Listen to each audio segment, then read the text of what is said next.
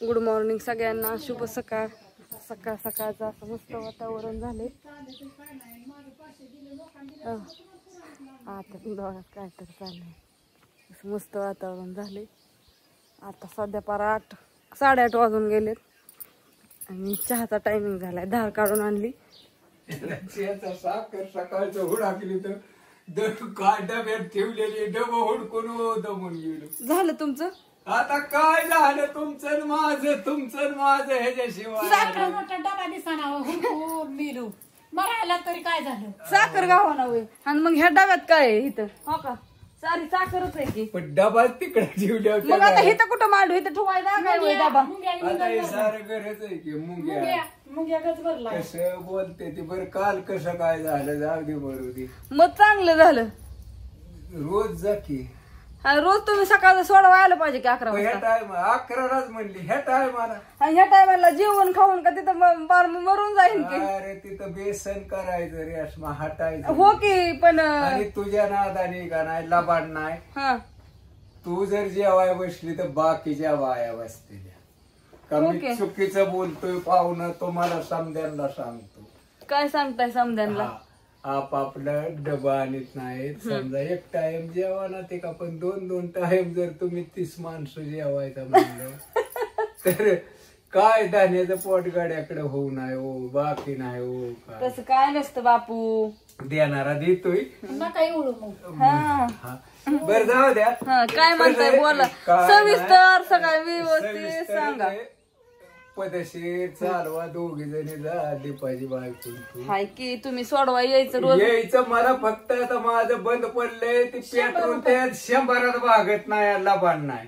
तुम्हाला 140चं टाकावं लागेल. गाडी आली घोटाळ्याला पाहुणं मला दिसू दे की नसता कोणाला. तुला बसू का बोलत माग तुझ्या तुमची थोडा पाटणीला सांगू का पुरीला.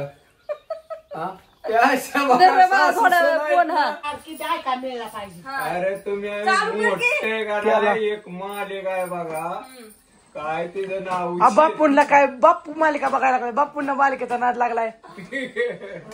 आजी बघत होती सारखं बघा तिरकन शिरकन बघणं. आजी मालिका बघायची ते ठीक होतं. बापू बघायला लागले त्यातली भांडणं बघून. त्या बुकडीची भांडण पण ते लागोपाठ नाही उग थोडं थोडं भाग आहे. उली अर्ध्या तासाचा तर असावा हो भाग. पण परत शिकते ती काय जण हे आली बघा छपार घेऊन असू द्या. आलता पाटील साहेबांचा फोन पण काय मला उचलाय सवड नाही. पप्पांना घेऊन जा. आता मी दिली बऱ्याच जणांना रिंग. कोणाला दिली? आता काय म्हणलं केला तर केला नाही तर नका तरी. 6 वाजता दिवस मावळताना तिथं नानाच्या दुकानात कुरिअर ठेवून ये की नाही तर मग तिथं आपण चौकात थांबतो. तिथं देऊन फोन लावते. अंधार पडताना त्यांच्या दुकानात जाईल. मम्मी पप्पाला मम्मी त्यांचं दुकान आपल्या हॉटेलला जातानाच येतं. कोणाचं? मामाचं. आज जायची, आज सुट्टी असते आपल्या हॉटेलला. पण कुरिअर टाकावं लागेल की मला. लक्षात नसते. बापू जायचं म्हणलं उद्या फक्त जायचं चार्जर आणायला फडदून तिथे ठेवून 6 वाजता म्हणलंय तुम्हाला मी. 6 वाजता लाईट आहे येतावा आता.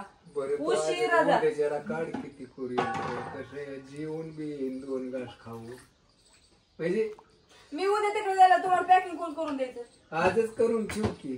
उद्या मम्मीला आणाय गेल्या जावा. ते काय इटतंय का हो. वाळलंय समज लसूण बी वाळला, सांडगं वाळलंय. आणि आज करून ठेवल्यावर उद्याच्याला सोडाय तुला जाताना नेलं की जमतंय हो. डबल मोकार पेट्रोल जाळाय नको. म्हणजे माझं गणित आहे ते व्यवस्थित असतं. 140ला अंगारच लागणार का नाही. अरे लात मारली का नाही फटफटीला ते लगे रुपयाच बाहेर पडतोय दोरा वाट. तो मला वाटतंय ती फुकटच चालती. अरे तुम्ही गायला येत नाही तुम्ही. रुपया बंदच नाही तर वस्तीवर जायचं म्हणलं तरी लगे रुपया. अरे मग तुम्हाला माहितीच नाही अजून काय. ते वळत कसं नाही. काय करते याच्या पेया पाहुणं समधी पाहुणं रावलं हे आता काका मामा आणि सुकेरा बाबा रे पद्धतशीर वाद घालायचा वाईस कमी करावं लागेल. वाद नाही, हे प्रेमाने मी हसत हसत बोलतो, पण काय बोलतोय ते ह्यांना कळत नाही. परत विचार करीत बसते त्या कवा व्हिडिओ बघितल्यावर. अरे तिड्यावरच तुम्ही म्हणता मी बोलतो, पण तिड्यावर नाही. ज्याला कळतं ना मी काय बोलतोय तेच माणूस समजून घेत, कोणी घेत नाही. हा असं आपलं धोरण आहे. आता पाहुण्या रावड्यांना फोन करायचे ते भादव्याचा महिना संपल्यावर जेव्हा या आमच्या बोकाड घेऊन हा देणार की. समजा पदेशीर जायला तर का ऊस गेल्यावर जेवाय घालतो सारी पाहुणे. हो असू द्या. हो नाही तर तिथं जायचं काय, आपलं जेवायचं निघायचं, काय कोणाला म्हणायचंच नाही. आहे की पण लाज वाटते रे. तिघा जणात आहे, प्रत्येकाचा पाहुणा रावळा गेल्यावर काय अंगारा लागेल की. असं नाही ना. हो तुम्ही काम करून काम मालक आहे हॉटेलचं राहून असं आहे की बोलले. मालक असू द्या. येत जा समजी, मस्त पैकी जेवत जा आणि जात जा. बापू जाऊन तिथं बाटल्या